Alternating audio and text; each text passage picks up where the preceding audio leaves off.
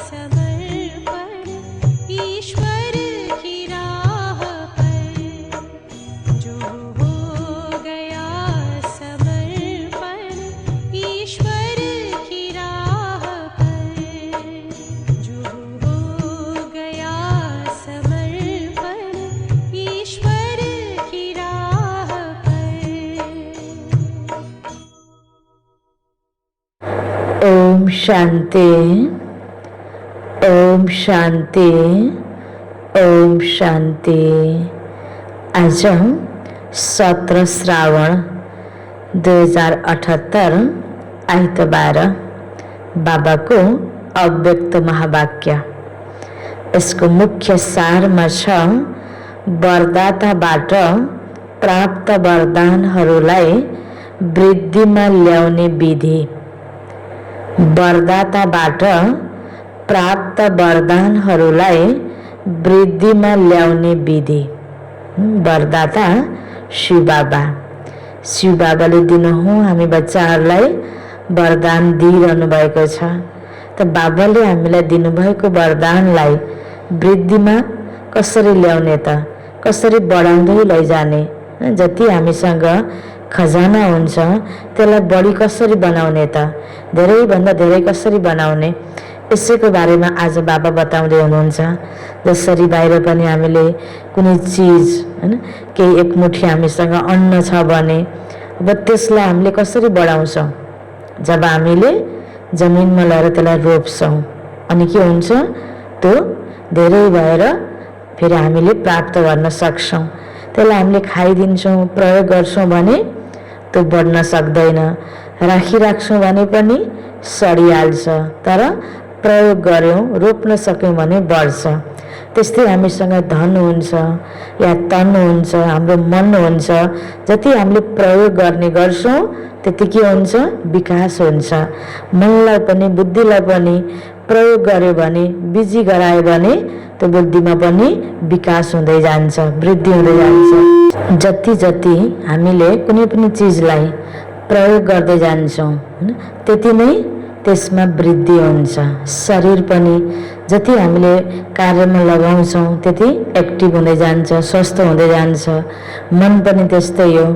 त्यस्तै अहिले बाबाले हामीलाई, भगवान बाबाले हामीलाई यो सङ्गममा के खजाना दिनुभएको छ त बाबाले हामीलाई ज्ञानको खजाना दिनुभएको छ, गुणको खजाना दिनुभएको छ, शक्तिको खजाना दिनुभएको छ। विभिन्न खजानाहरू बाबाले हामीलाई दिनुभएको छ। अब यो खजानालाई कसरी बढाउने त भन्दा आफ्नो जीवनमा स्वयंको उन्नतिको लागि र अन्य आत्माको लागि पनि, यो विश्व वातावरणको लागि, प्रकृतिको लागि हामीले यो ज्ञानलाई, गुणलाई, बाबाले दिएको अविनाशी धनहरूलाई, बाबाले हामीलाई दिनुभएका वरदानहरूलाई कसरी प्रयोग गर्दै गयौँ भने बढ्दै जान्छ त। जति प्रयोग गर्छौँ उति नै बढ्छ। यो त हामी सबलाई थाहै छ। त बाबाले हामीलाई कस्तो वरदानहरू दिनुभएको छ र कसरी हामीले प्रयोग गर्ने र कसरी बढाउने, आज बाबा यिनै कुराहरूमा हामीलाई बुझाउँदै हुनुहुन्छ। आज बाप दादाले आफ्ना रुहानी चात्रक बच्चाहरूलाई देखिरहनु भएको छ। हरेक बच्चा बाबाबाट सुन्नमा, बाबासँग मिल्नमा, साथसाथै बाबा समान बन्नमा चात्रक छन्। बाबासँग यो ज्ञान सुन्नमा, बाबासँग मिल्नमा, बाबासँग मिलन मनाउनमा, बाबालाई भेट गर्नमा र बाबा समान बन्नमा। बाबाले मेरो हरेक बच्चा चात्रक छन् भनेर चात्रक बच्चाको रूपमा हामीलाई हेरिरहनु भएको छ। सुन्नले जन्म जन्मान्तरको प्यास मेटिन्छ। हामीलाई कति बाबाको मुरली सुन्न मन लाग्छ, ज्ञान सुन्न मन लाग्छ। जति सुन्छौँ उति जन्म जन्मान्तरको प्यास मेटिन्छ। अन्तर आत्माले जे चाहेको थियो, मैले पहिला कति ठाउँमा खोजेँ, कहीँ पाइनँ, आज मैले यसरी यो ठाउँमा आएर मैले मेरो चित्त बुझ्यो, मैले मनले चाहेको कुरा प्राप्त गर्न सकेँ भनेर कति बाबाको बच्चाहरूको अनुभूति छ कि छैन। हामी हरेकले आफ्नो यो अनुभूतिहरू आफ्नो हिसाबले सेयर गरेका हुन्छौँ नि। त बाबालाई पनि थाहा छ यो ज्ञान सुन्नाले जन्म जन्मान्तरको प्यास बच्चाहरूको मेटिन्छ। त्यसकारण बच्चाहरूले चात्रक भएर बाबासँग ज्ञान सुन्ने गर्छन्, यो मुरली सुन्ने गर्छन्। ज्ञान अमृतले प्यासी आत्मालाई तृप्त आत्मा बनाइदिन्छ। सुनी सुनी आत्माहरू पनि बाबा समान ज्ञान स्वरूप बन्छन्। अथवा यस्तो भनौँ, ज्ञान मुरली सुनी सुनी स्वयं पनि मुरलीधर बच्चा बन्छन्। रुहानी मिलन मनाउँदै बाबाको स्नेहमा समाहित हुन्छन्। जब आफ्नो प्यास मेटिन्छ भने अरू आत्मालाई पनि के गर्न मन लाग्छ? पिलाउन मन लाग्छ। बाबाले दिएको ज्ञान अमृतलाई सुनी सुनी आफू पनि तृप्त हुन्छौँ, अरू आत्मालाई पनि यो ज्ञान दिन मन लाग्छ र अरूलाई पनि हामीले ज्ञान सुनाएर बाबा समान मुरलीधर बच्चा हामी बन्न सक्छौँ। बाबा भन्नुहुन्छ मिलन मनाएर लवलीन र मगन स्थितिवाला बन्छन्। ज्ञान सुनेर बाबाको स्नेहमा समाहित हुन्छन्, मुरलीधर बच्चा बन्छन्, तृप्त आत्मा बन्छन्, अरूलाई पनि तृप्त आत्मा बनाउँछन्। त्यस्तै बाबासँग जब हाम्रो मिलन हुन्छ, मन बुद्धिले बाबासँग हाम्रो सम्पर्क स्थापित भयो र थाहै रूपबाट बाबाको हामी बन्यौँ र बाबाले हामीलाई आफ्नो बनाउनु भयो। जब हाम्रो सम्बन्ध यति गहिरो हुन्छ, सम्बन्ध बलियो हुन्छ बाबासँग, त बाबासँगको मिलनले के हुन्छ त? लवली र मगन स्थिति बन्दै जान्छ। मिलन मनाएर एक बाबा दोस्रो न कोही, सर्व सम्बन्ध बाबासँग। हामी हरेक बच्चाको अनुभूति यही छ कि मेरो त एक बाबा हैन, अर्को कोही छैन, दोस्रो न कोही। यस्तो अनुभूतिमा समाहित भएर रहन्छन्। मिलन मनाएर निर्विघ्न र सदा बाबाको सङ्घको रङमा लाल बन्छन्। जस्तो बाबा हुनुहुन्छ त्यस्तै बाबाको सङ्घको रङ हामी बच्चाहरूमा लाग्छ। यसरी समाहित भएर रहन्छन्, मिलन मनाएर निर्विघ्न र सदा बाबाको सङ्घको रङमा लाल बन्छन्। त स्नेहमा लवलीन बनिसकेपछि के आशा रहन्छ? बाबाको स्नेहमा समाहित भएर लवलीन बनिसकेपछि के आशा रहन्छ? बाबा समान बन्ने, बाबाको हर कदममा कदम राख्ने, अर्थात् बाबा समान बन्ने। जो व्यक्तिसँग गहिरो सम्बन्ध गाँसिन्छ त्यो व्यक्तिले जे गरेको पनि मनपर्छ अनि त्यस्तै गर्न मन लाग्छ हैन। त्यस्तै यहाँ पनि बाबा मिलनको अनुभूतिले जब बाबाको स्नेहमा हामी हैन समाहित हुन्छौँ, बाबाको लभमा, बाबाको प्यारमा हामी जब लभली हुन्छौँ भने जे बाबाले गर्नुहुन्छ त्यो हामीले गर्छौँ, कदममा कदम राख्दै बाबा समान बन्न पुग्छौँ। यसरी ज्ञान सुन्नु, बाबासँग मिलन मनाउनु अनि बाबा समान बन्नु, यो हामी हरेक बच्चाले गर्दै गरेको पुरुषार्थ र अभ्यास र लक्ष्य पनि हो। जसरी बाबाको सदा सर्वशक्तिवान स्वरूप छ, त्यसै गरी बच्चाहरू पनि सदा मास्टर सर्वशक्तिवान स्वरूप बन्छन्। जुन बाबाको स्वरूप छ सदा शक्तिशाली, सदा लाइट, त्यस्तै समान बन्छन्। समान बन्ने कुरा विशेष थाहा छ नि? कुन कुन कुरामा बाबा समान बन्नु छ? बनिरहेका छौ र बनिसकेका पनि छौ। जस्तो बाबाको नाम छ, बच्चाहरूको पनि त्यस्तै नाम छ, विश्व कल्याणकारी। यही नाम हो नि तिमीहरू सबैको हैन। बाबा विश्व कल्याणकारी र बाबाको बच्चा पनि मास्टर विश्व कल्याणकारी। जो बाबाको कर्तव्य त्यही कर्तव्य गरेपछि बाबाको टाइटल बच्चालाई पनि प्राप्त हुन जान्छ। जुन बाबाको रूप छ त्यस्तै बच्चाको पनि रूप छ। कर्तव्यको पनि समानता, रूपको पनि समानता बाबासँग।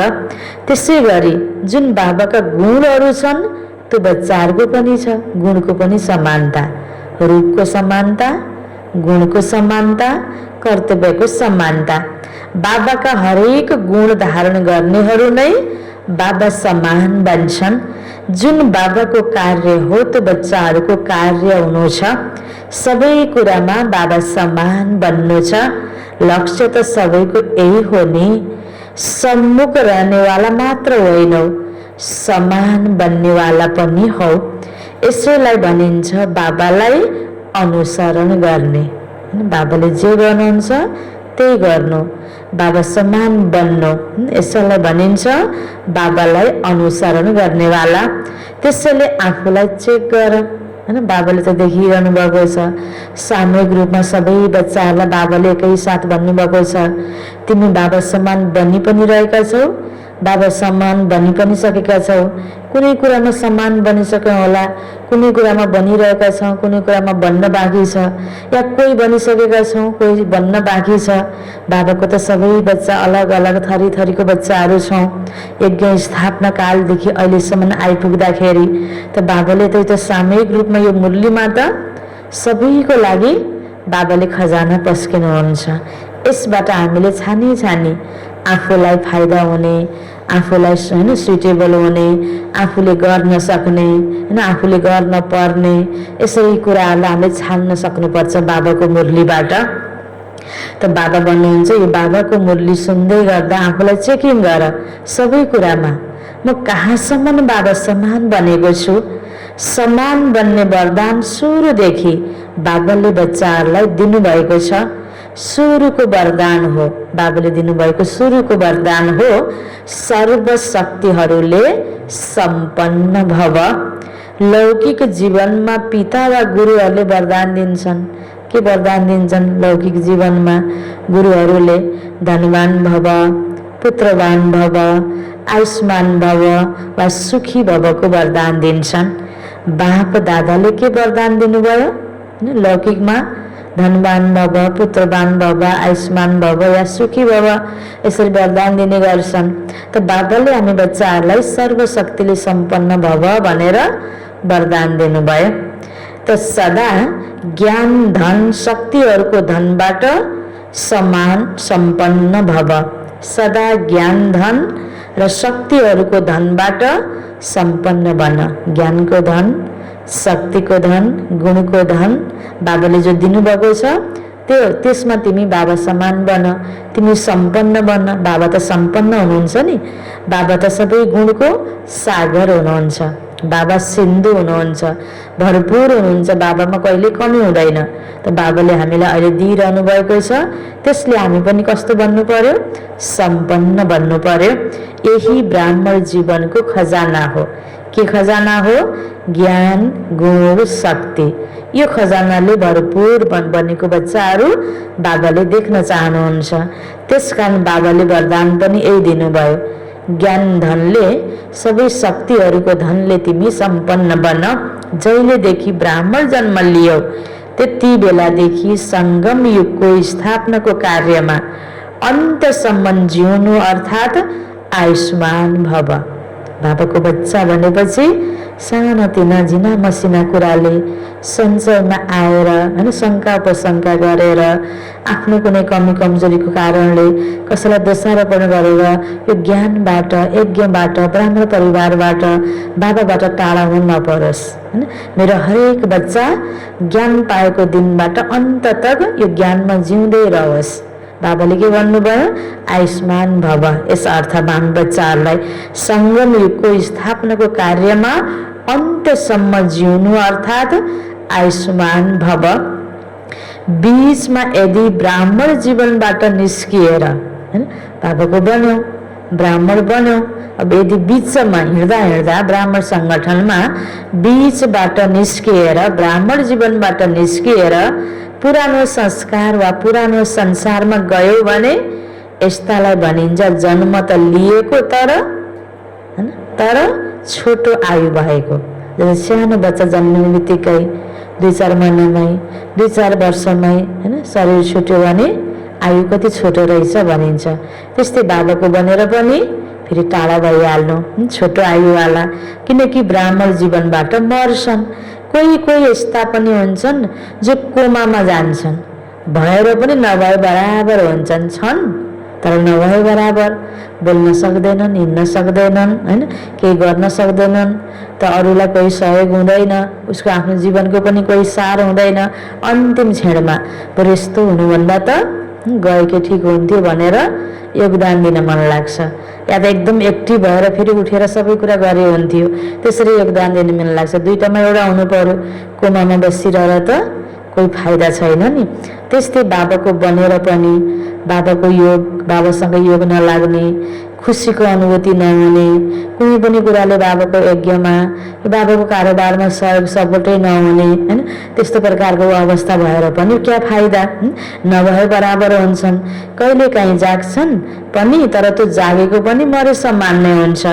त्यसैले आयुष्मान भव अर्थात् सुरुदेखि अन्त्यसम्म ब्राह्मण जीवन अर्थात् श्रेष्ठ दिव्य जीवनका सर्व प्राप्तिहरूमा जिउनु।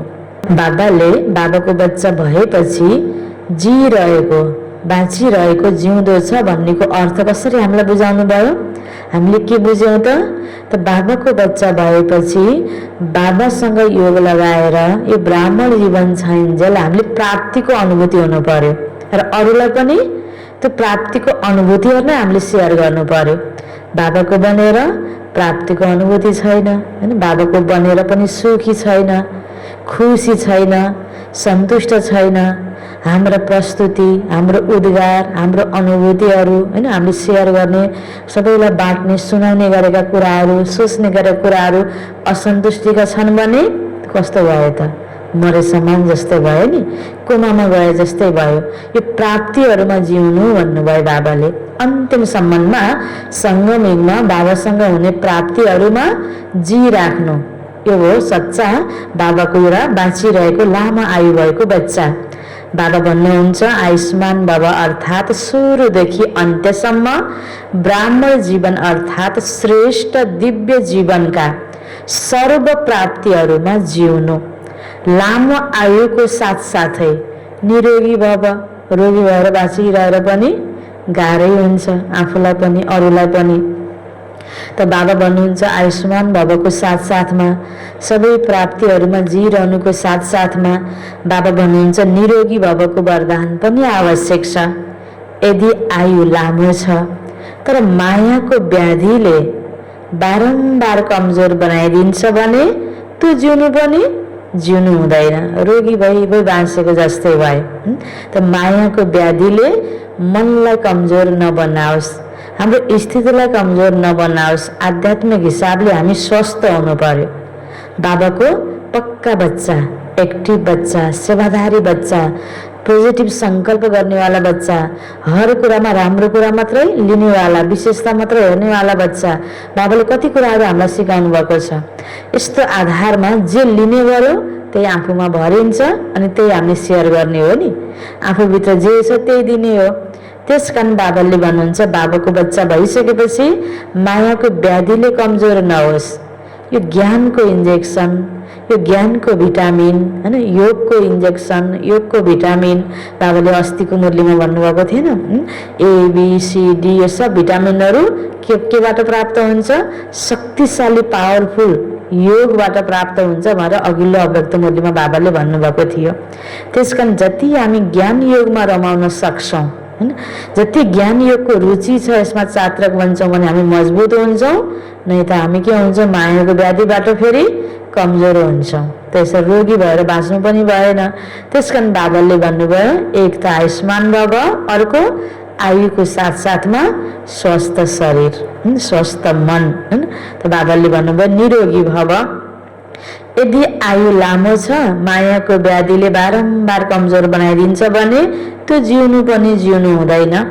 त्यसैले आयुष्मान भवको साथमा सदा तन्दुरुस्त रहनु छ अर्थात् निर्विघ्न रहनु छ।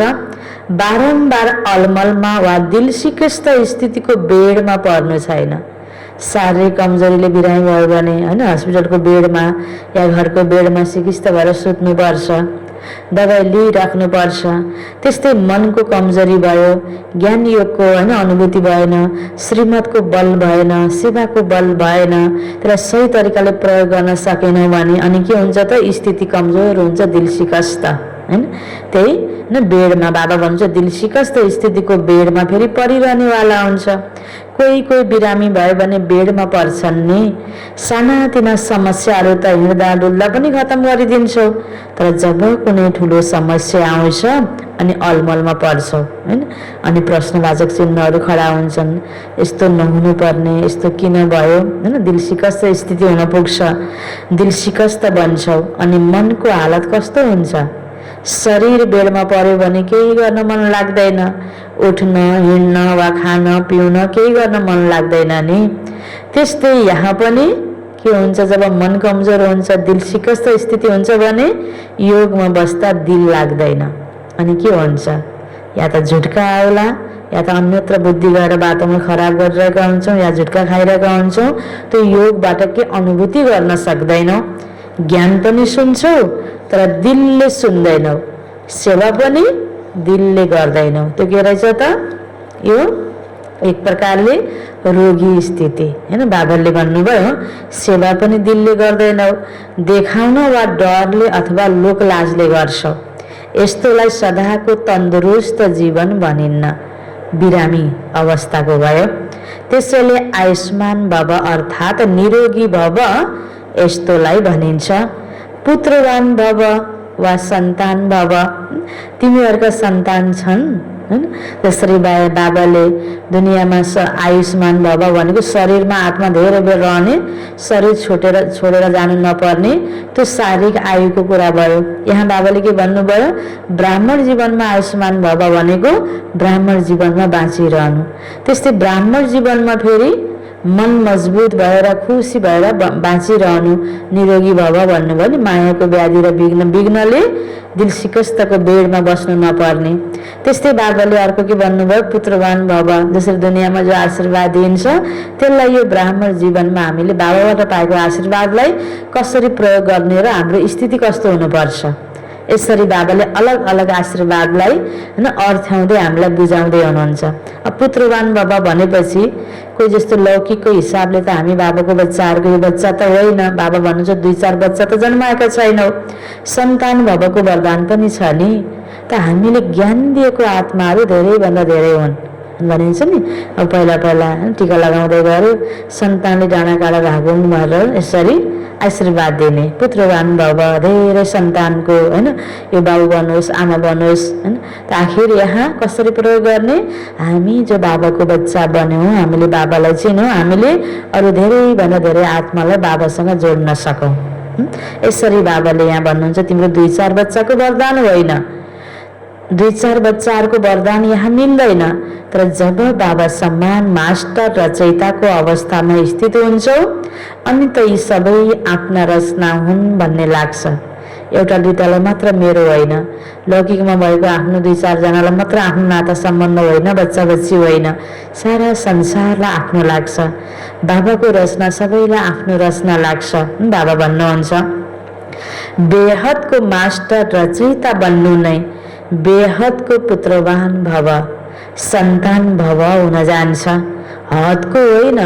जस्तो कि 2-4 जिज्ञासु मैले बनाएँ, यी मेरा हुन् होइन। ज्ञान दिएर सन्तति त बढाउनु त छ, तर आफूले ज्ञान दिएको व्यक्ति मात्र मेरो, आफ्नो कर्तव्यको घेराभित्रको मात्र मेरो, जुन ठाउँमा हामी बस्छौँ त्यो चिन्जान भएको मात्र मेरो, मैले कोर्स गराएँ, मैले बनाएँ, मैले सुनाएँ, त्यो होइन। सबैको प्रति उस्तै भावना, आफ्नोपनको भावना। सारा संसार यो परिवार हो भन्नुभएको छ नि बाबाले। एउटै बाबाको बच्चा हामी सबै। त बाबाले कस्तो बेहदको स्थिति बनाउनको लागि बेहदको सोच हामीलाई दिइराख्नु भएको छ। त बाबा भन्नुहुन्छ यस्तो होइन कि 2-4 जिज्ञासु मैले बनाएँ, यी मेरा हुन् होइन। मास्टर रचयिताको अवस्था बेहदको अवस्था हो। कुनै पनि आत्मालाई वा प्रकृतिका तत्त्वहरूलाई पनि आफ्ना रचना सम्झिएर विश्व कल्याणकारीको स्थितिले हरेक प्रति कल्याणको शुभभावना शुभकामना रहन्छ। रचयिताको रचनाप्रति यस्तै भावना रहन्छ नि। बेहदको मास्टर रचयिता बन्यो भने हदको आकर्षणले आकर्षित गर्न सक्दैन। सदा आफूलाई कहाँ खडा भएको देख्ने गर्छौ हैन, हामी कहाँ छौँ, कहाँ खडा भएको देख्ने गर्छौ। बाबा सोध्दै हुनुहुन्छ जसरी वृक्षको रचयिता बीज हुन्छ र जब वृक्षको अन्तिम अवस्था आउँछ तब त्यो बीज माथि आएको हुन्छ नि। जसरी हामीले कुनै एउटा हैन फलको बिउ पहिला रोप्छौँ, पहिला त तल बिउ अनि माथि 2 पत्तावाला बिरुवा आउँदै गएर ठुलो बिरुवा बन्छ, त्यसको फल फूल पात हाँगा बिगा सबै हुन्छ। जब त्यो वृक्ष एकदमै होइन बुढो हुँदै जान्छ, जर्जरबुद हुँदै जान्छ त माथिका फलफुलहरू माथि त्यसका बिउहरू हुन्छन् नि। त अस्ति पनि बाबाले मुरलीमा हामीलाई उदाहरण दिनुभएको थियो नि, कल्पवृक्षमा तल तिमी तपस्या गरिरहेका छौ स्थापना गर्नेवाला, यो मनुष्य सृष्टिको बीज रूप होइन बाबाको साथमा बच्चा हो जसले सतीको स्थापना गर्दैछ। तर यो कलियुगको अन्तमा होइन फेरि ब्रह्मलाई माथि खडा भएको देखाएको छ भन्नुभएको थियो नि बाबाले। त आज पनि बाबा भन्दै हुनुहुन्छ तिमी त मास्टर रचयिता हौ, तिमी यो सारा मनुष्य सृष्टिको बीज रूप हौ। त्यसरी बिउ पनि होइन माथि देखिन्छ, त्यस्तै बाबा भन्नुहुन्छ बेहदको मास्टर रचयिताले सदा आफूलाई यो कल्प वृक्षको माथि खडा भएको अनुभव गर्नेछौ। एउटा ब्रह्म बाबा मात्र होइन, ब्रह्माको साथमा ब्रह्माका हजार भुजाहरू भनेर भक्तिमा भने जस्तै हामी हजारौँ लाखौँ बाबाका बच्चाहरू छौँ, बाबासँग खडा छौँ होइन। बिउ होइन जो अब फेरि नयाँ कलमी लगाउनको लागि, नयाँ बिरुवालाई फेरि निकाल्नको लागि, धेरै बनाउनको लागि हामी यसरी तयार भएका छौँ। नयाँ दुनियाँ स्थापनाको निम्ति हामी तयार भएका छौँ। बाबाको साथसाथै वृक्षमाथि मास्टर बीज रूप बनेर शक्तिहरूका, गुणहरूका, शुभ भावना, शुभकामनाका, स्नेहका, सहयोगका किरणहरू फैलाउनेछौँ। के फैलाउने, केलाई धेरै बनाउने त भन्दा बाबाले के भन्नुभयो, शक्तिहरूको, गुणहरूको, शुभ भावना, शुभकामना, स्नेह, सहयोगका किरणहरू। जसरी सूर्य माथि रहेको छ त्यसैले सारा विश्वमा स्वतः किरणहरू फैलिन्छन् नि, त्यस्तै हामी पनि सारा कल्पवृक्षको माथि छौँ अनि बल्ल तल सबैको माथि, व्यक्तिको माथि होइन, परिवार, समाज, यो देश, सारा प्रकृति, विश्व वातावरणको माथि हामीले यी किरणहरू फैलाउन सक्छौँ। यसरी बाबाले हामीलाई बुझाउँदै बुझाउँदै विधि बताउँदै हाम्रो कर्तव्यप्रति हामीलाई सचेत गराउँदै हुनुहुन्छ। त्यसै गरी मास्टर रचयिता वा मास्टर बीज रूप बनेर सारा वृक्षलाई किरणहरू अर्थात् पानी दिन सक्छौ। अब कति सन्तान भए त होइन, एउटा दुईटा होइन, 20, 25, 50, 60, 100, 150, 500, 1000 मात्र भयो त सारा विश्व। बाबाले भन्नुभयो सारा विश्व तिम्रो रचना भयो नि, त्यसैले मास्टर रचयिता भयो। अर्थात् यस्तोलाई भनिएको छ के वरदान, पुत्रवान भव। अब एउटा दुईटा तीनटा पुत्र बाबासँग माग्नुपर्छ त होइन। एउटा पुत्र भयो भने भोलि मेरो वंश रहन्छ, भोलि मलाई क्रियाक्रम गर्ला, दुःख परेपछि पाल्ला होइन, यस्तो प्रकारको आशा अपेक्षा हुन्छ नि। तर आज यस्तो स्थिति छ संसारमा, मातापिता बुढाबुढी कता घरमा कुन कुनामा छन्, बिरामी भएर पानी दिने कोही छैन, अर्को कोही छिमेकी होस् या त कोही सेवाधारी कोही अर्को खोजेर राखिएको छ भने बच्चा बच्चीहरू कहाँ छन्। सबैको यसरी सबै त भएको छैन नि। तर जसले भगवानलाई आफ्नो बनायो, सारा संसारलाई आफ्नो सम्झ्यो भने त सहयोगी त स्वतै प्राप्त हुन्छ।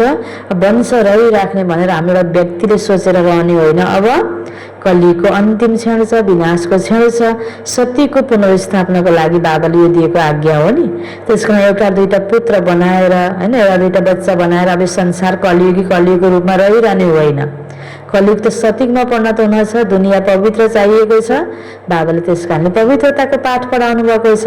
त बाबाले यो वरदानलाई पनि यसरी हामीलाई अलौकिक रूपबाट यसको परिभाषा, यसको रहस्य बाबाले बुझाउनु भयो नि। आयुष्मान भव भनेको के, निरोगी भव भनेको के, पुत्रवान भव भनेको के, त्यसैले कति वरदान छन्। यसैलाई भनिन्छ बाबा सम्मान बन्नु। जन्मिँदा नै यी सबै वरदान हरेक ब्राह्मण आत्माहरूलाई बाबाले दिनुभएको छ। वरदान मिलेका छन् नि कि अब लिने हो। बाबाले के भन्नुभयो, बाबाको बच्चा बनेको दिनबाट नै वरदान हामीले पाएका छौँ होइन। उस्तो कोही चिज अगाडि बाँडिरहँदाखेरि होइन कहीँ लिएको पनि बिर्सिने, मैले पाइनँ कि भनेर फेरि लिन जान मन लाग्ने, कतिपयलाई त्यस्तो अवस्था हुन्छ नि। त आफूलाई लिएको पनि थाहा नहुने, या आफूले लिएको भन्दा अरूको हातमा धेरै देख्ने हुन्छ। तर बाबाले समान रूपबाट हरेक बच्चाहरूलाई वरदान दिनुभएको छ। यो वरदानलाई राम्रोसँग हेरेर यसलाई युज गर्ने, सम्हाल्ने, बढाउने, फलाउने, फुलाउने योग्यता हामी आफ्नो आफ्नो हातमा छ। आफूले जसरी गर्छौँ पुरुषार्थ र सेवा, त्यही अनुसारको प्राप्तिको अनुभूति हामीले गर्छौँ। जब कसैलाई कुनै पनि वरदान मिल्छ भने वरदानको साथमा वरदानलाई कार्यमा लगाउने विधि पनि सुनाइएको हुन्छ। यदि त्यो विधि अपनाएनौ भने वरदानको लाभ लिन सक्दैनौ। वरदान त सबैलाई मिलेका छन्, तर हरेक वरदानलाई विधिले मात्र वृद्धि प्राप्त गराउन सक्छौ। वृद्धि कसरी प्राप्त गर्न सकिन्छ? त्यसको सबैभन्दा सजिलो र सबैभन्दा श्रेष्ठ विधि यही हो कि जस्तो समय हुन्छ त्यसै अनुसार नै वरदान स्मृतिमा आओस्। स्मृतिमा आउनाले समर्थ बन्छौ र सिद्धि स्वरूप हुन पुग्छौ। हैन, बाबाले ज्ञान दिनुपर्छ, तिम्रो मुख खोल्नुपर्छ पनि भन्नुहुन्छ र बाबाले मौनमा रहनुपर्छ, चुप रहनुपर्छ भन्नुहुन्छ नि। कति बेला चुप लाग्ने, कति बेला ज्ञानको कुरा गर्ने, ज्ञान सुनाउने। यसरी समय अनुसार बाबाले दिएको शिक्षालाई प्रयोग गर्ने। कति बेला सहन शक्तिलाई धारण गर्ने, हैन, सहन शक्तिले सम्पन्न भव, सहनशील बन भन्नुहुन्छ बाबाले। कति बेला सहन गर्ने हो, हैन, कति बेला हामी त्यहाँ घुलमिल भएर एडजस्ट गर्ने हो, कति बेला सहयोग गर्ने हो, कति बेला स्नेह दिने हो, कति बेला भाषामा आउने हो, त कति बेला हामी शान्त स्वरूप भएर बस्नुपर्ने हो। यसरी बाबाले दिएका यो जति पनि वरदान र शिक्षाहरू छन् त्यसलाई कति बेला समय अनुसार प्रयोग गर्न जान्नुपर्छ। जसरी हामीसँग खजाना हुन्छ, जस्तो कपडै मानौ, गर्मीमा हामीले कस्तो कपडा लगाउँछौँ, जाडोमा कस्तो कपडा लगाउँछौँ, समय अनुसार मौसम अनुसार युज गर्छौँ नि। त्यस्तै अब हिटरहरू भयो, कुलरहरू भयो, एसी पङ्खाहरू भयो, हामीले कति बेला युज गर्छौँ, त जो समय अनुसार युज गरिन्छ नि। त्यस्तै बाबाले दिएको यो ज्ञानहरूलाई, शिक्षाहरूलाई पनि कति बेला कसरी युज गर्ने, त बाबा भन्नुहुन्छ विधि अनुसार हामीले युज गर्नुपर्छ। अनि त्यसको लागि स्मृतिमा आउनुपर्छ। स्मृतिमा आउनाले समर्थ बन्छौ र सिद्धि स्वरूप हुन पुग्छौ। हामी यो ज्ञान सुन्ने क्रममा र सुनाउने क्रममा, हैन, हामीले झुट बोल्नु हुँदैन, हामी क्रोधमा आउनु हुँदैन। हामीले यसरी बाबालाई याद गर्यो भने हामीमा शक्ति आउँछ भनेर सुनाइरहेका हुन्छौँ, सुनिरहेका हुन्छौँ नि। अनि अघि पछि हामी सङ्गठनमा आउँदा कहीँ झुट पनि बोलिदिइहाल्ने, कहीँ रिसाइ पनि हाल्ने। अब त्यस्तो भयो भने युजमा भएन नि। यो मुरलीलाई कति बेला प्रयोग गर्ने, त्यो विपरीत परिस्थितिमा प्रयोग गर्नुपर्छ नि। बाबाले दिएको शिक्षालाई विपरीत परिस्थितिमा स्मृतिमा आउनु पर्यो। अनि बल्ल बाबा के भन्नुहुन्छ, त्यो तिमीमा त्यो समर्थी आउँछ, तिमी सिद्धि स्वरूप बन्छौ, तिमी सफल भयो, तिमी शक्ति सम्पन्न बन्यौ। जति समय प्रमाण कार्यमा लगाउँछौ त्यति वरदानले वृद्धि प्राप्त गर्नेछ। अर्थात् सदा वरदानको फल अनुभव गरिरहनेछौ। यति श्रेष्ठ र शक्तिशाली वरदानहरू मिलेका छन्, न केवल आफूप्रति कार्यमा लगाएर फल प्राप्त गर्न सक्छौ, अरू आत्माहरूलाई पनि वरदाता बाबाबाट वरदान प्राप्त गराउन योग्य बनाउन सक्छौ। सङ्गम युगका यी वरदानहरू 21 जन्म भिन्न रूपले तिम्रो साथमा रहन्छन्। यो सङ्गमको रूप अलग छ र 21 जन्म यिनै वरदानहरू जीवनभरिको हिसाबले चलिरहनेछन्। अहिले जस्तो बिउ रोप्छौँ 21 जन्मसम्म त्यही बिउको फल हामीले प्राप्त गरिरहन्छौँ भनेपछि यो छोटो सङ्गम युगमा यो प्राप्त थोरै समयमा कति धेरै पुरुषार्थ र सेवा कुन विधिले हामीले गर्नुपर्ने रहेछ त, हैन। बाबा हामीलाई बुझाउँदै हुनुहुन्छ वरदाता र वरदान प्राप्त गर्ने समय अहिले हो। त्यसैले यो चेक गर्नु छ, सर्व वरदानहरू कार्यमा लगाएर सजिलो अगाडि बढिरहेको छु, हैन। हामीले राम्रो ज्ञान दिइरहेका छौँ, अरूले राम्रो मानिरहेका छन्, सुनाउन त सुनाइरहेका छौँ। यसलाई आफ्नो जीवनमा कति एप्लाई गरेर मैले मनैदेखि दिलदेखि सजिलो अनुभूति गरेको छु त यो ज्ञान मार्गमा, मलाई कति राम्रो अनुभूति भइरहेको छ त यो ज्ञान मार्गमा। यो कुरा हामीले चेकिङ गर्ने हो। ज्ञान त अब सुनेको छौँ, सुनाइदिउँ, हैन। सुनाउनेको कला कसैको अलि बढी राम्रो हुन्छ, मिलाएर अझै राम्रो तरिकाले सुनाउने पनि, हैन, एउटा त्यो विशेषता हुन्छ। तर बाबाले आज के भन्नुभयो, तिमीले चेक गर, वरदाता बाबाबाट यो प्राप्त ज्ञानलाई, यो शिक्षालाई, यो वरदानलाई तिमीले आफ्नो जीवनमा प्रयोग गरेर कार्यमा लगाएर सजिलो तरिकाले कति अगाडि बढिरहेका छौ। ज्ञानमा छौँ, चाहे मधुवनमा छौँ, चाहे सेन्टरमा छौँ, चाहे गृहस्थबाट रोज बाबाको यज्ञमा सुन्न आउँछौँ, हामी कति समयबाट ज्ञानी छौँ, तर हामीलाई कहीँ ज्ञानमा योगमा अघि बाबाले भने जस्तै होइन सेवा त गर्छौँ, ज्ञान पनि सुनाउँछौँ, सुन्छौँ पनि, योग पनि गर्छौँ, त रुचिले नगरेर दिलले नगरेर कर्कापले गर्ने, देखावटी गर्ने, लोकलाजको लागि गर्ने, आफूलाई चाहिँ खुसीको अनुभूति नै नहुने होइन। बाबाको बनिहालियो यस्तो गर्न पर्यो होइन, त्यो प्रकारको स्थिति त छैन। त्यो प्रकारको स्थिति छ भने हामीले बाबाबाट प्राप्त वरदानलाई सम्हाल्न सकेका छैनौँ, प्रयोगमा ल्याउन सकेका छैनौँ, सही समयमा स्मृतिमा आउने गर्दैन। दिमागको हिसाबले त सुनाउँछौँ, दिलदेखि नै स्मृतिमा आएर हामीले प्रयोग गर्नुपर्छ होइन। यसलाई भनिन्छ नि जस्तो दुनियाँमा पनि भित्रदेखि नै जस्तो घैँटामा घाम लाग्ने भनिन्छ नि, हाम्रो भित्र मनबाट जब जागृति आउँछ, दिलले यसलाई स्वीकार्छौँ र कार्यमा लाउँछौँ भने हामीले ब्राह्मण जीवन कस्तो मजा खेल लाग्छ, कति हामीलाई यसमा राम्रो अनुभूति हुन्छ, सजिलै हामी अगाडि बढेका छौँ। बाबाको वरदानको हामीलाई साथ र हातको अनुभूति, बाबाले मलाई सहयोग गर्नुभएको छ, गर्नुहुन्छ भन्ने हामीलाई 100% विश्वास हुन्छ। हाम्रो व्यक्ति वस्तुको होइन कुनै पनि होइन अन्य कोही छलकपटहरूको सहारा लिनु नै पर्दैन, हामीलाई कोही लुकीछिपी गर्नु नै पर्दैन, हामी निश्चिन्त भएर बस्छौँ, बाबाको सहयोग हामीलाई प्राप्त हुन्छ। त्यसको लागि तिमीलाई यो जीवनमा चेकिङ गर्ने आधार बाबाले के भन्नुभयो, तिमीलाई सजिलो अनुभूति भएको छ कि अप्ठ्यारो, तिमीलाई क्यों क्या भनेर अन्यत्र अनेक प्रकारको कुराहरूमा उल्झिनु परेको छ कि सजिलो अगाडि बढिरहेका छौ त यो ज्ञान मार्गमा, चेकिङ गर भन्नुहुन्छ बाबा।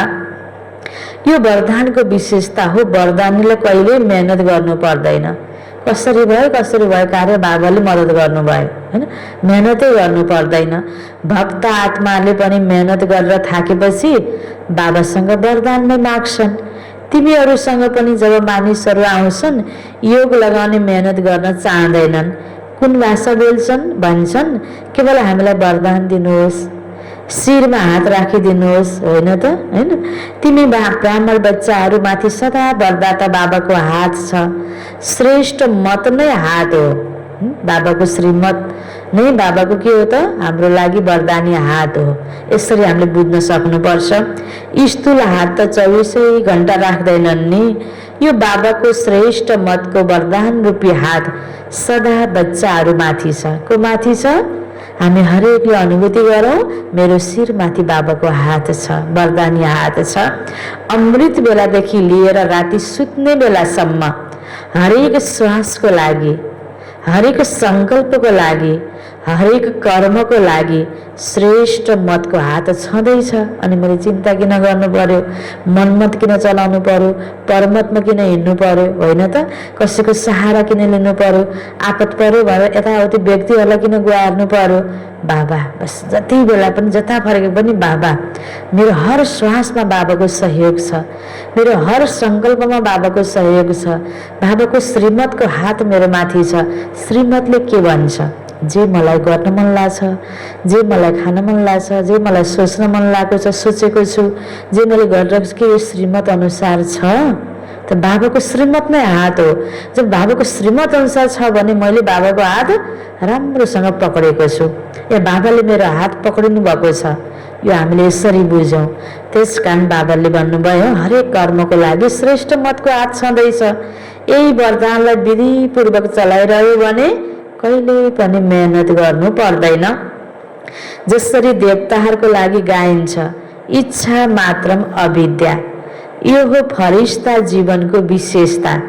दैवी जीवनमा त इच्छाको कुरा नै हुँदैन, देवताहरू इच्छा मात्रमा अविद्या, देवताहरूको महिमामा भनिन्छ। दैवी जीवनमा त इच्छाको कुरा नै हुँदैन, सत्यमा त सबै कुराको सम्पन्नता छ। इच्छा कति बेला हुन्छ जब कमी हुन्छ होइन, सबै कुराको सम्पन्नता छ भने इच्छा बढ्दै जाँदैन होइन। त बाबा भन्नुहुन्छ त्यस्तै यहाँ पनि होइन, त बाबा भन्नुहुन्छ फरिस्ता जीवन देवताहरू जीवनको त गाइन्छ, तर फरिस्ता बन्ने र देवता बन्नेको हो त ब्राह्मण नै हो नि। त्यस कारण बाबा भन्नुहुन्छ ब्राह्मण जीवन सो फरिस्ता जीवन बन्छ, अर्थात् कर्मातीत स्थिति मिल्छ।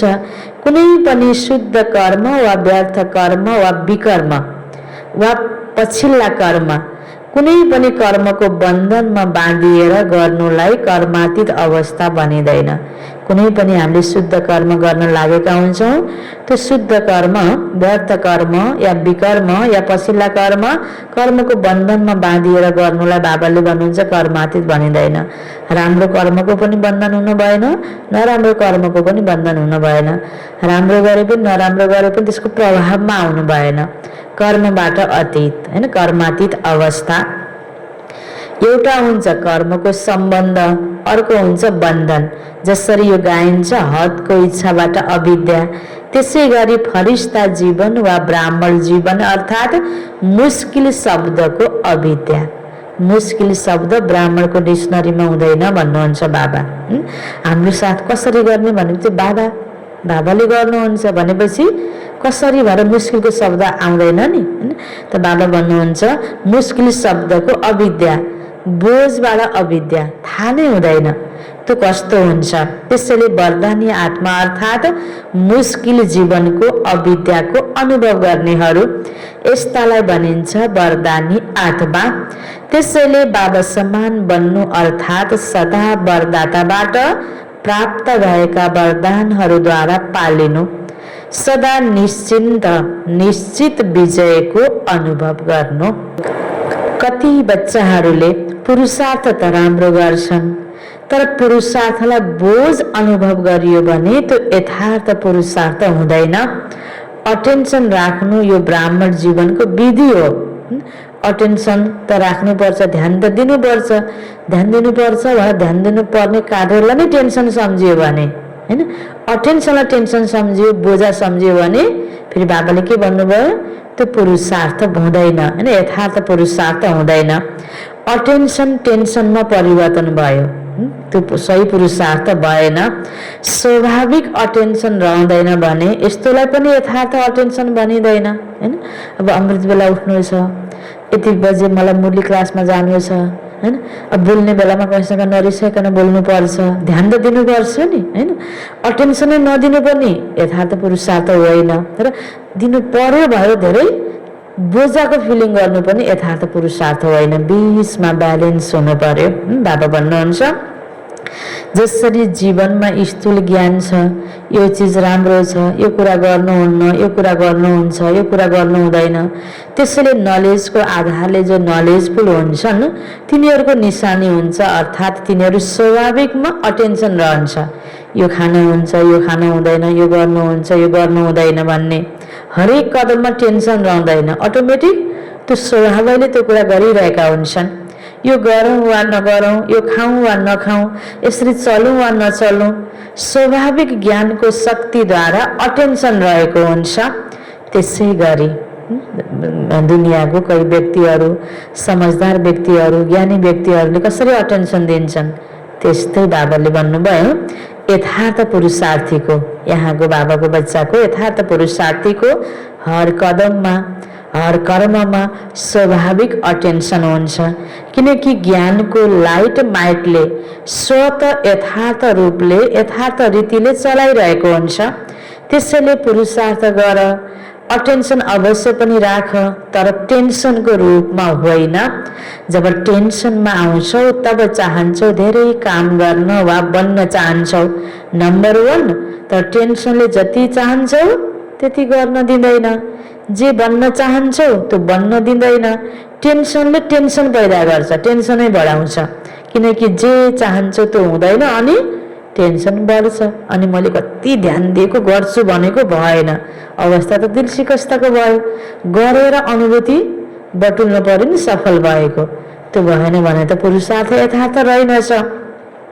पुरुषार्थ त सबैले गर्छौ, तर कसैले पुरुषार्थ बढी गर्छन्, फेरि कोही अल्छी हुन्छन्।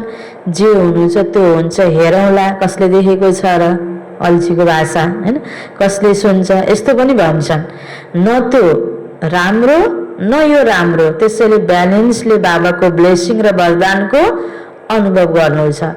बढी टेन्सन दिने पनि होइन, बढी फेरि बाबाले गर्नुहुन्छ के अरे भनेर फेरि निश्चिन्त हुने हो। तर अल्छी भएर फेरि पुरुषार्थै गरेन, सेवाई गरेन भने त भएन नि। गर्नको लागि त बाबाले हामीलाई निमित्त बनाउनु भएको छ। आफ्नो कर्तव्य त जरुर गर्नुपर्छ, आफ्नो पुरुषार्थ आफूले गर्नुपर्ने सेवा त जरुर गर्नुपर्छ। ब्यालेन्समा राखेर गर्न सक्यो भने बाबाको ब्लेसिङ र वरदानको अनुभव हुन्छ। सदा बाबाको हात ममाथि छ, यो अनुभवलाई सदा स्मृतिमा राख। जसरी भक्त आत्माहरूले स्थूल चित्रलाई सामुन्य राख्छन् र सम्झिन्छन् शिरमाथि वरदानको हात छ, त्यसै गरी तिमीहरूले पनि हिँड्दा डुल्दा बुद्धिमा यो अनुभवको चित्र सदा स्मृतिमा राख्नु। बुझ्यौ? धेरै पुरुषार्थ गर्यौ, अब वरदानले पालिँदै र उड्दै जाऊ। बाबा ज्ञानदाता विधाता भएको अनुभव गर्यौ, अब वरदाता भएको पनि अनुभव गर। समयले हामीलाई त्यो स्थितिमा ल्याइ पुर्याएको छ। ब्रह्म बाबाको तनद्वारा बाबाले मुरली उच्चारण गर्नुभयो। साकार मुरली हामीले अहिले रिवाज सुन्दै आइरहेका छौँ। दाती गुल्जारको होइन तनमा प्रवेश गरेर बाप दादा दुवै आएर अव्यक्त मुरली सुनाउनु भयो। अव्यक्त मुरली पनि आज हामी रिवाज सुनिरहेका छौँ। त बाबाको यसरी ज्ञानदाता र विधाता भएको अनुभव त ज्ञान सुन्दै आउँदा अनुभव गर्यौँ। अब बाबा के भन्दै हुनुहुन्छ, समयको हिसाबले तिमीले बाबाको वरदानलाई अब अनुभूति गर। वरदानको अनुभूति गर्नको लागि अहिलेसम्म सुनेको ज्ञानलाई समय अनुसार स्मृतिमा ल्याएर हैन प्रयोग गरेर त्यो वरदानबाट प्राप्त सुखको अनुभूति गर्ने, सजिलोको अनुभूति गर्ने, मुस्किल शब्द नहोस् भन्नुभयो नि बाबाले। अब तिमीले वरदाता भएको पनि अनुभव गर। बाबा वरदाता हुनुहुन्छ। बाबाको वरदानी हात मेरो शिरमाथि छ। बाबाले गराउनुहुन्छ, तर अटेन्सन मैले जरुर दिनपर्छ। टेन्सन मैले लिने होइन, कसरी गर्ने बोझा बाबालाई दिने। यो दुईटा कुराको ब्यालेन्स राख्यो भने अटेन्सन र टेन्सन, धेरै अटेन्सन दिएर टेन्सनमा पनि आउँदैन, अटेन्सन नदिने पनि होइन। बीचमा रहेर तिमीले पुरुषार्थ गर, बाबाको ब्लेसिङको अनुभूति गर्छौ भन्नुभयो बाबाले। सदा हर कदममा बाबालाई अनुसरण गर्ने, सदा आफूलाई वरदाता बाबाको वरदानी श्रेष्ठ आत्मा अनुभव गर्ने, सदा हर कदमलाई सहजै पार गर्ने, सदा सर्व वरदानलाई समयमा कार्यमा लगाउने, यस्ता बाबा समान बन्ने श्रेष्ठ आत्माहरूलाई बाप दादाको वरदाताको रूपमा याद प्यार एवं नमस्ते। रुहानी बच्चाहरूको रुहानी बाबालाई याद प्यार, गुड मर्निङ, नमस्ते नमस्ते। यसपछि मुख्य महारथी भाइजीहरूसँग बाबाको भेटघाट। जन्मेदेखि कति वरदान मिलेका छन् होइन। मधुवनमा जब बाबाले मुरली चलाउनुहुन्छ सामूहिक रूपबाट, अनि फेरि अलग विशेष व्यक्तिहरूसँग बाबाले फेरि भेटघाट गर्नुहुन्छ नि लास्टमा। त हरेकलाई आफ्नो आफ्नो वरदान मिलेका छन्। जन्म नै वरदानबाट भएको छ, नत्र आज यति अगाडि बढ्न सक्ने थिएनौ। वरदानले जन्म भएको हो, त्यसैले अगाडि बढिरहेका छौ।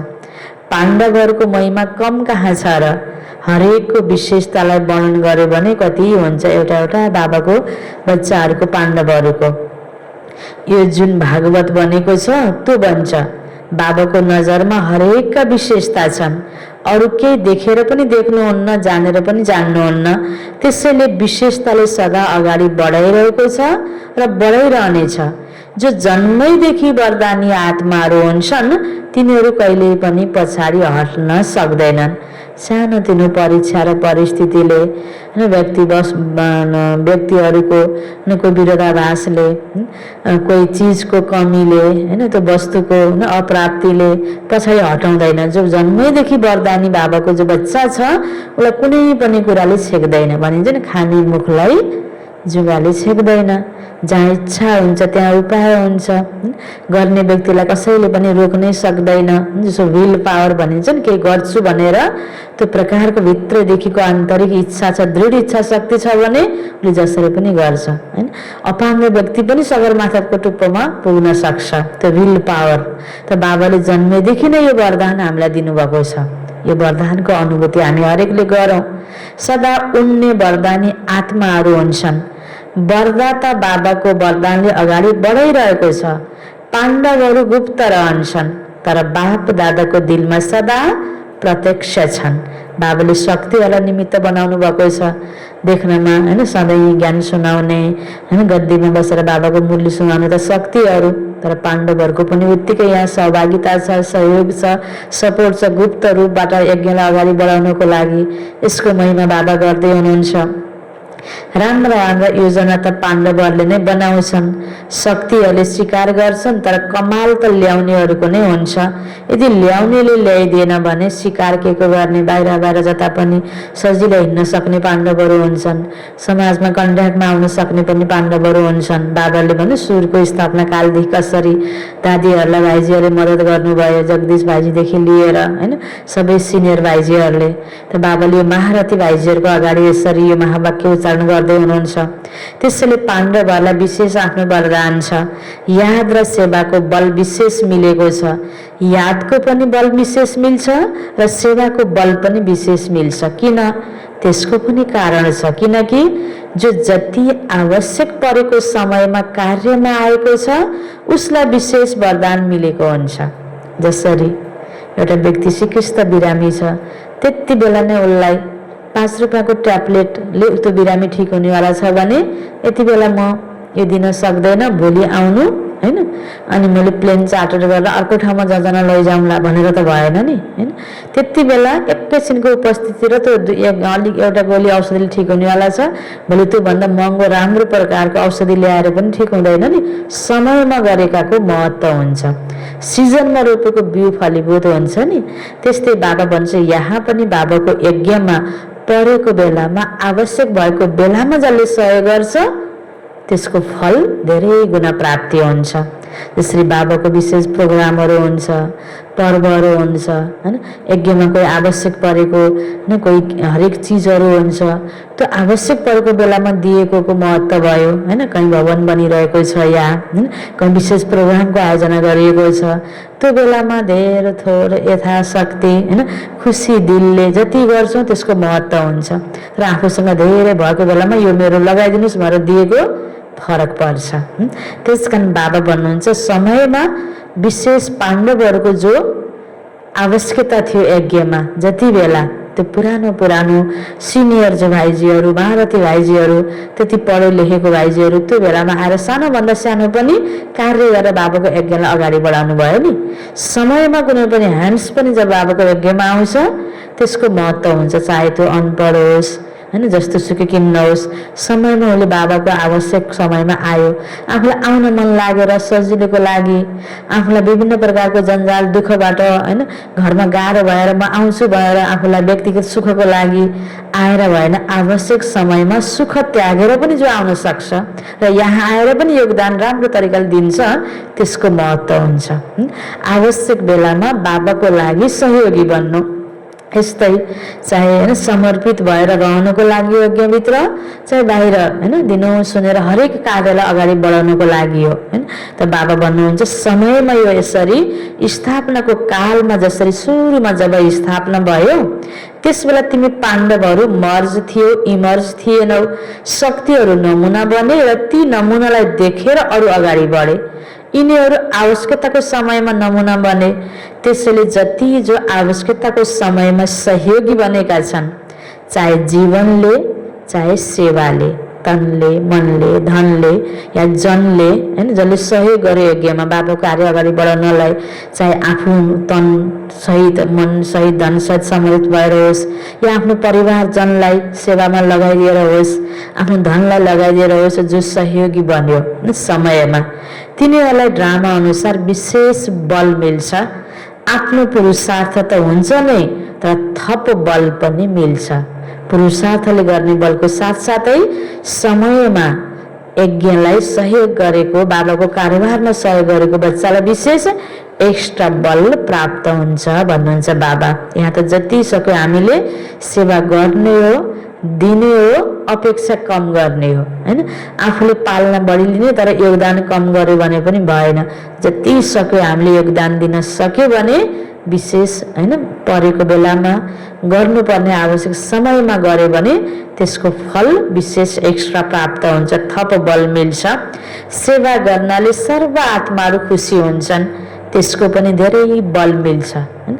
जो अनुभवी आत्माहरू छन् तिनीहरूको सेवाको आवश्यकता हुन्छ, किनकि जसले शाकाहारमा पाल्न लिएका छन् महारथी हैन, दादी दिदीहरू भाइजीहरू, तिनीहरूलाई देखेर सदा बाबाको नै याद आउँछ। जहिले पनि तिमी दादीहरू कहीँ जाँदा तिनीहरूले विशेष के सोध्छन्? चरित्र सुनाउनुहोस्, कुनै बाबाको कुरा सुनाउनुहोस् भन्छन् नि। साकार बाबाको पालाको कुरा सुनाउनु न, सुन्न मन लाग्छ हैन पछि आएको आत्माहरूलाई। यही विशेषता छ नि, त्यसले सेवाको विशेषताको वरदान मिलेको छ। चाहे मञ्चमा उभिएर भाषण नगर, तर यो सबैभन्दा ठुलो भाषण हुन्छ। जीवन परिवर्तन, चरित्र हैन, सत्य अनुभूति, राम्रो अनुभूति हैन, त्यो चाहिँ के हुन्छ? नबोली पनि त्यसको प्रभाव टाढा टाढासम्म पुग्छ, वरिपरि त हुन्छै हुन्छ प्रभाव। चरित्र सुनाएर चरित्रवान बन्ने प्रेरणा दिनु, यो सबैभन्दा ठुलो सेवा हो। त्यसैले सेवामा जानु नै छ र सेवाको निमित्त बन्नु नै छ। यसरी बाबाले त्यति बेलाको मुख्य महारथी भाइजीहरू दादीहरूको महिमा गर्दै विशेष बाबाले हैन वरदान पनि दिनुभयो र विशेष महत्त्व पनि बताउनु भयो र याद र सेवाको कसरी बल मिल्छ यो पनि बाबाले विशेष जानकारी दिनुभयो। अच्छा, अन्तमा बाबाको वरदान छ, हदको जिम्मेवारीलाई बेहदमा परिवर्तन गर्ने स्मृति स्वरूप नष्टो महाभव। हदको जिम्मेवारीलाई बेहदमा परिवर्तन गर्ने स्मृति स्वरूप नष्टो महाभव। विस्तारमा, नष्टो महा बन्नको लागि केवल आफ्नो स्मृति स्वरूपलाई परिवर्तन गर। म गृहस्थ हुँ, मेरो घर मेरो सम्बन्ध छ भन्ने स्मृति रहेमा के हुन्छ? मोह आउँछ। अब यो हदको जिम्मेवारीलाई बेहदको जिम्मेवारीमा परिवर्तन गरिदेऊ। बेहदको जिम्मेवारी पुरा गर्यो भने हदको स्वतै पुरा हुन्छ। तर यो बेहदको जिम्मेवारीलाई भुलेर केवल हदको जिम्मेवारीलाई पुरा गर्यो भने त्यसलाई अझै बिगार्छौ, किनकि त्यो कर्तव्य मोहको कारणले मर्ज भएको हो हैन। आफ्नै सन्ततिलाई मात्रै, आफ्नै नाता सम्बन्धलाई मात्रै, आफ्नो सानो घेरालाई मात्रै हेरचाह गर्ने हैन, मद्दत गर्ने, मेरो गृहस्थी मेरो घर मेरो बालबच्चा, त्यसो हदमा आयो भने बेहदको त केही पनि प्राप्ति भएन। बेहदलाई गर्दा बेहदभित्र त हदको पनि पर्यो नि। संसारको सबैलाई गर्छु भन्दाखेरि ती आफ्ना पनि पर्यो नि त संसारभित्र, होइन त? त्यस कारणले छुट्टै आफ्नोलाई बढी गर्न परेन। आफ्नोलाई बढी गर्दा गरेको के हो त? मोहको कारणले हो भन्नुहुन्छ बाबा। त्यस कारण तिमीले हदको जिम्मेवारीलाई बिर्स, केमा परिवर्तन गर? त्यसलाई बेहदमा परिवर्तन गर भन्नुहुन्छ बाबा। त्यसैले आफ्नो स्मृति स्वरूपलाई परिवर्तन गरेर नष्टो महा बन। आफ्नोलाई मात्र गर्छु होइन, सबैलाई गर्छु भन्दा सबैभित्र आफ्ना पनि पर्छन्। यसरी आफ्नो सोचलाई बेहद बनायो भने, बेहदको जिम्मेवारी सम्हाल्यो भने हदको जिम्मेवारी बिग्रिँदैन, स्वतै राम्रो हुन्छ हैन। बाबाले यसरी बनाऊ र तिमी नष्टो महा बन भनेर वरदान दिनुभयो विधिसहित हैन। विधिसहित नै बाबाले वरदान दिनुभयो। स्लोगन, यस्तो तीव्र उडान भर जसबाट कुरा रूपी बादल सेकेन्डमा पार होस्। यस्तो उडान तीव्र उडान भर जसबाट कुरा रूपी बादल सेकेन्डमा पार होस् हैन। छिट्टो दकुरी भने बिचको सिन छिट्टो कट भइहाल्छ नि। ढिलो हुने भने धेरै बेर देखिन्छ नेगेटिभ सिन। त्यस्तै कुनै पनि कुराहरू आउँछ, क्यों क्या कसो समस्यालाई बढी चिन्तन गर्ने गर्यो भने त्यो लामो जस्तो लाग्छ हैन। दुःखको क्षण लामो जस्तो लाग्छ, सुखको क्षण छिट्टै बिते जस्तो लाग्छ नि। त यहाँ पुरुषार्थमा हामीले तीव्र उडान भर्यौँ र बाबाले दिएका कुराको बढी चिन्तन छ, मस्ती छ भने यो व्यर्थ हुने कुराहरू परिस्थितिहरू बादलहरू त सेकेन्डमै पार भइहाल्छ। हामी त्यसलाई आफ्नो पुरुषार्थ ढिलो गरेर लामो बनाउने होइन। अच्छा, ओम शान्ति।